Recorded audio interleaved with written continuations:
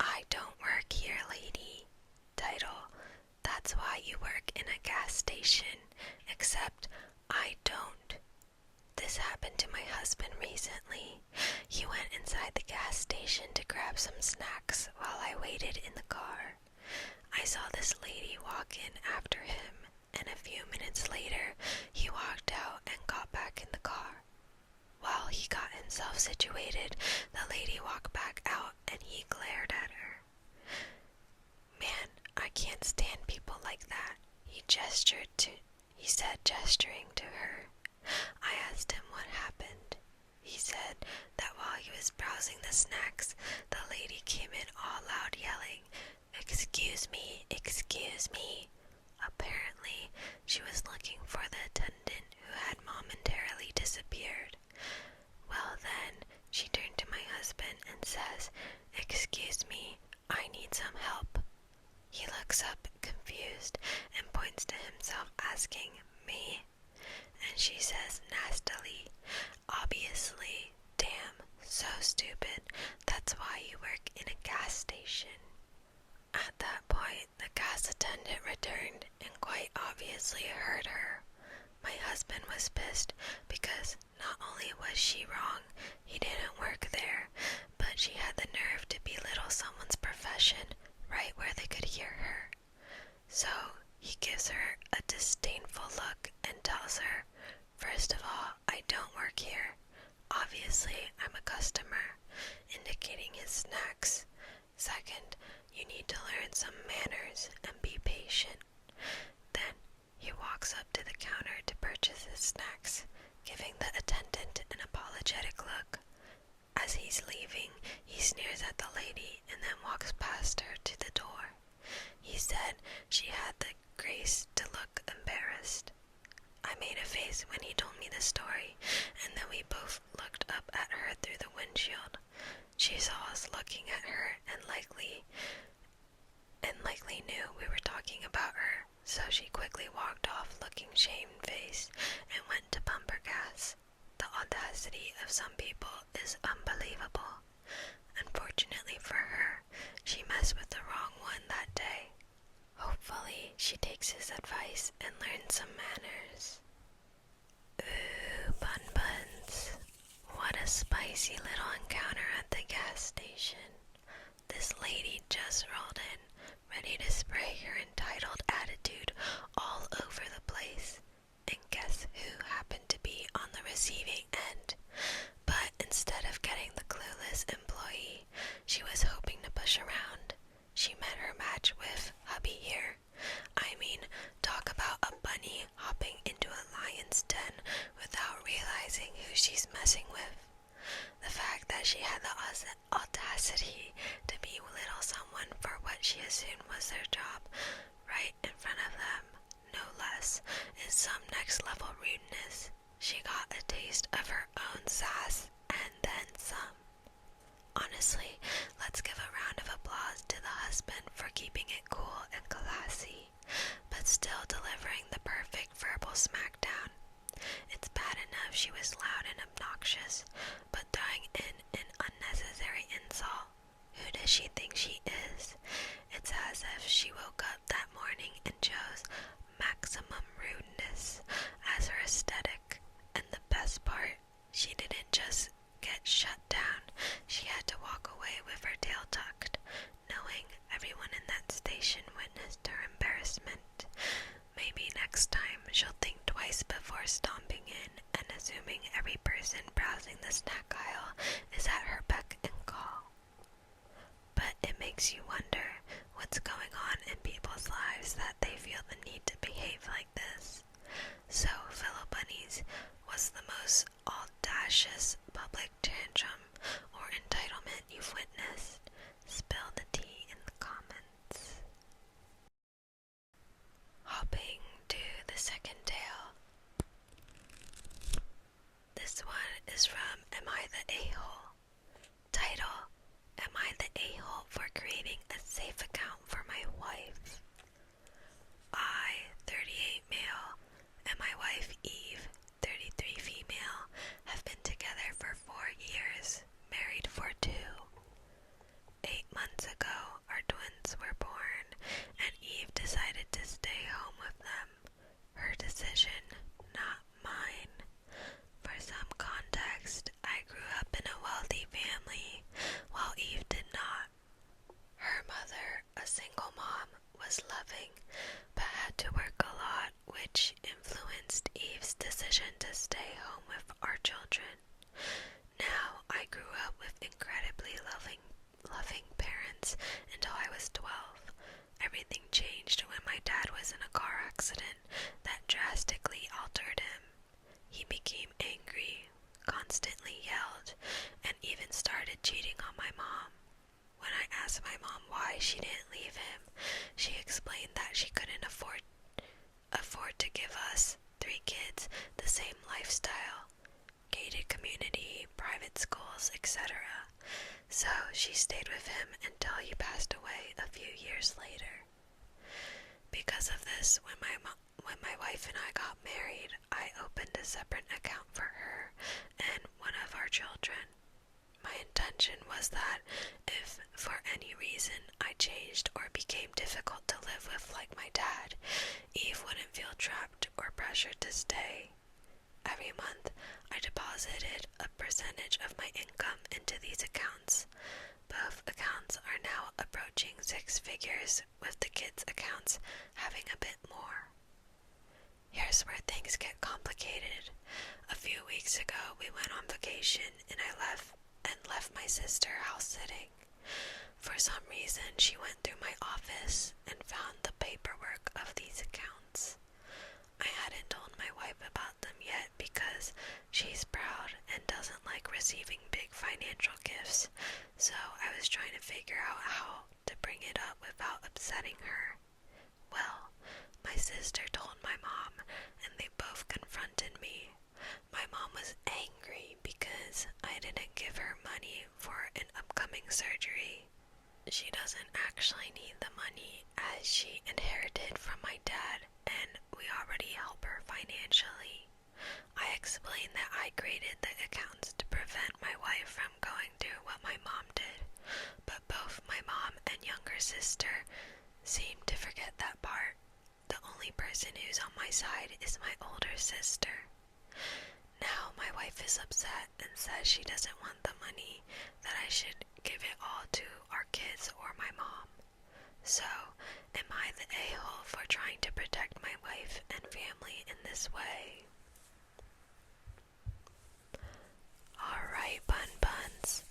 This bunny's gotta hop in here and say, it's almost tragic how a well-meaning plan can spiral into a full-on warren of misunderstandings.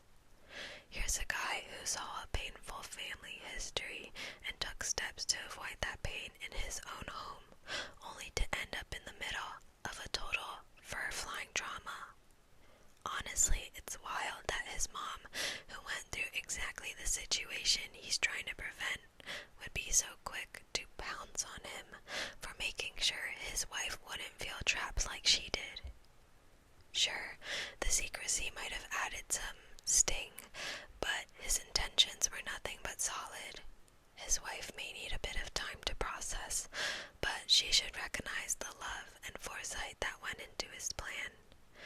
And his mom and sister rummaging through their stuff, that's crossing a line with zero boundaries. In any bunny's book, that's plain disrespectful. Plus, the surgical guilt trip, major manipulation. If she's financially secure, using her health to wrangle funds from her son, funds meant to protect his family no less, is a pretty low thump. Sure, he could have told his wife sooner, but when dealing with someone as proud as she seems to be, sometimes timing is everything. Plus, giving her control over her own out fund, that's not just security, it's trust. So, what's the move, fellow buns? Should he keep those accounts active as is, or shift things around now that the bunny's out the bag? What would you do if your partner set up this secret safety net? Spill it in the comments. Moving on to the third tale. This one is from Relationship Advice. Title: My female 23 boyfriend, male 26's little brother creeps me out, but my boyfriend isn't taking it seriously. I don't know what to do. Hi, I'm not really sure how to handle this situation and would appreciate some advice. I, 23 female, have been with my boyfriend, 26 male, for almost 3 years, and we live together. Recently, his parents were arrested. I'd rather not go into details, and as a result, his little brother, 11M, has had to move in with us. I understand the situation is complicated, and my boyfriend really didn't have a choice. Obviously, he couldn't just leave his brother with nowhere to go. The thing is, I find his little brother creepy, and I feel horrible even saying that. I know he's a kid and he's gone through a traumatic experience, but some of the things he does makes me really uncomfortable. For instance, he stares at me a lot, like almost all the time when we're in the same room. I'll catch him just watching me, and it's unsettling.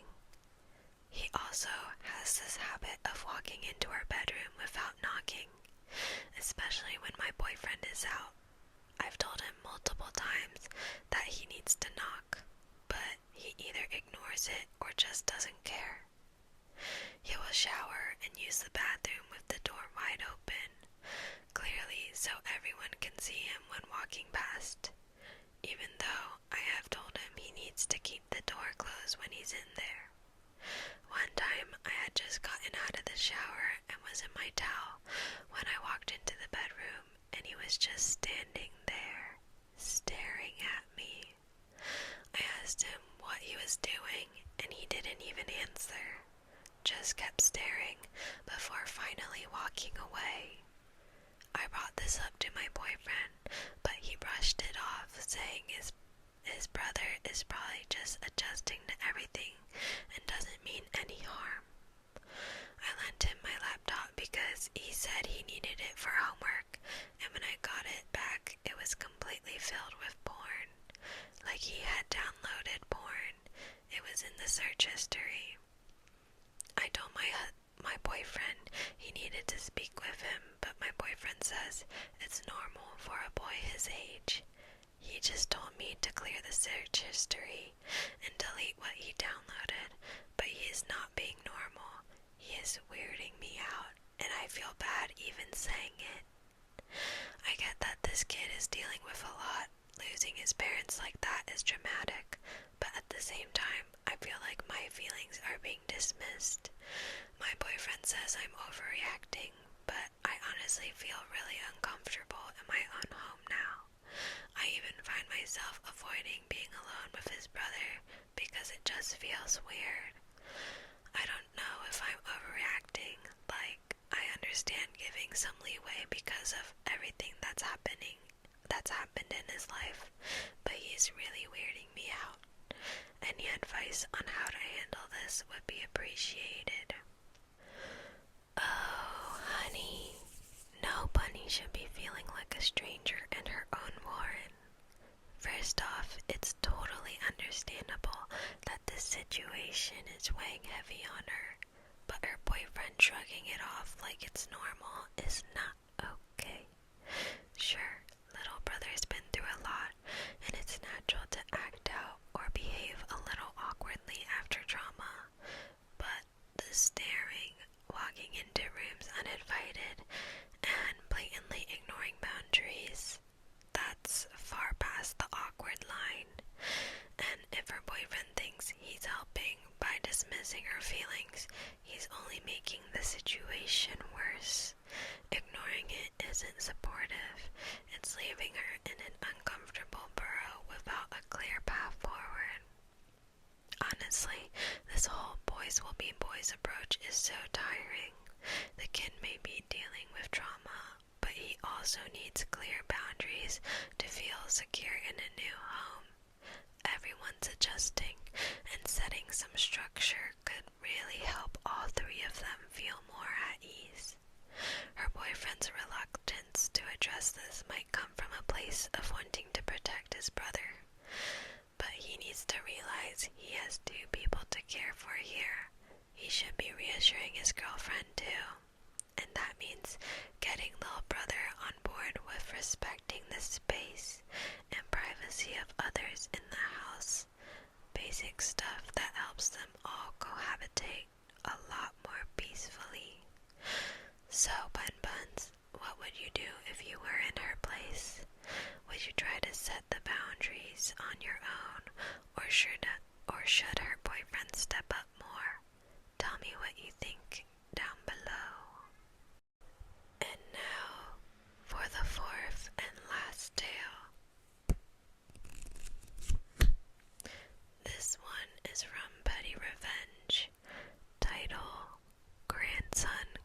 calls from jail.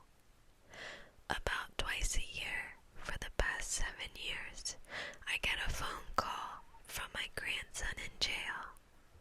I don't have kids, so I've started extending the conversation to waste the scammer's time and save the next person some grief. With one call, I asked him why he was breaking my heart, because he promised me when I was sick in the hospital he was going to come back to Jesus and stop hanging out with those bad people. Jesus wanted him to not go to jail. Jesus could help him. He promised he'd go to church and be good for Jesus if I sent him $4,000. I told him I'd give Jesus the money and Jesus would give it to him. With another call, I asked him why he ruined Christmas dinner by bringing that gold-digging tart that left his brother right before the wedding. He was never welcome in my home again. I never wanted to see either of them. He admitted he made a mistake. She was all wrong for him, and it was her fault he was in jail. Another call. I asked him if he told the police about what happened at the cabin. I explained that sometimes bad things happen, but it was in the past. We have to move on, and we didn't even know what his uncle did, and he couldn't help himself if something did happen. The last call, he asked for money, and I reminded him he had stolen my car and my jewelry. I didn't have anything left other than my Beanie Baby collection that was going to be worth a fortune next year. I just needed to figure out to get them on eBay. This is hilarious, bun-buns. This grandma has truly turned these scam calls into a legendary little game, and honestly, it's hard not to admire the sass and creativity she's showing off here. The scammer thinks he's got her on the hook, but nope, she's just winding him up with a lifetime of family drama he never saw coming. Each call has her weaving these soap opera-worthy tales, from mysterious cabin incidents to gold-digging exes. It's like she's running her own live-action sitcom with the scammer as clueless lead. The best part, she's wielding her grandson's fictional mishaps like bunny ninja stars, tossing out tragic tales of heartbreak and moral redemption via Jesus with expert precision. And the cherry on top, she plays it straight and keeps him talking, which probably drives him hopping mad. Instead of falling for the trick, she's giving these scammers a taste of their own medicine, wasting their time and maybe even giving them a little existential crisis along the way. Now, Bun Fam, be honest. If you got a scam call, would you go full improv like Grandma here? Or maybe just hang up? Let me know your best anti-scam stories down below. And that's the end of today's tales, my lovely bun-buns. I hope you enjoyed these juicy Reddit stories just as much as I did. Don't forget to like, share, subscribe, and leave a comment or review to let me know what you think. You can also find me on Instagram and TikTok at Usagi_tales for even more fun content. And hey, if you have any stories you'd like me to read or games you want to see in the background, send them